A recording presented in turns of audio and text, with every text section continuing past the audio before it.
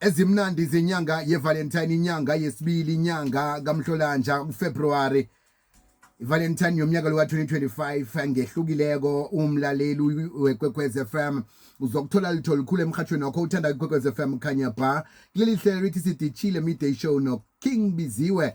Unangizwa ngithi mina asibe valivali uzakudosa umtato usicocela indatshana yakho ukuthi ithando lakho liqine kangangani, mhlambe nidlule endweni ezinjani, nanza kuba lapha enikhona namhlanje bese ke sivulela umlaleli atsho ukuthi ke ngengiphi indatshana emnandi khudlwana, bese ke uyavote ukuthi nasi engiyivotelako. Wena ovotelwe khulu njani nanjani siyakukhupha nesithando sakho, so thina sihatshako sihatsha leli hlelo ngelesihlanu, bese ke wena nesithando sakho nizabe nihlezi ihlanu kwethu nidla isidlo esimnandi enisilethelwa iKwekwez FM, isidlo seValentine esihlelweni nina nasihatshako nje lasinande sicoca nani, nande nifunzana ama-strawberries njalo njalo. Sanibuza ukuthi ithando lini lithome njani, into ezifana nalezo. Manje ke nawe ngiyacabanga ukuthi kuyinto oyifunako leyo, ungakwenza nje ukuthi ke ubeke indlebe emhathweni omkhulu iKwekwez FM vekele ngeze yaphela ngelihlanu esiya kuye lo njani nanjani. Kunababili esakuphuma nabo ke siyokudla isidlo semini seValentine. Ungasala ngitsho beka indlebe emhathweni omkhulu iKwekwez FM.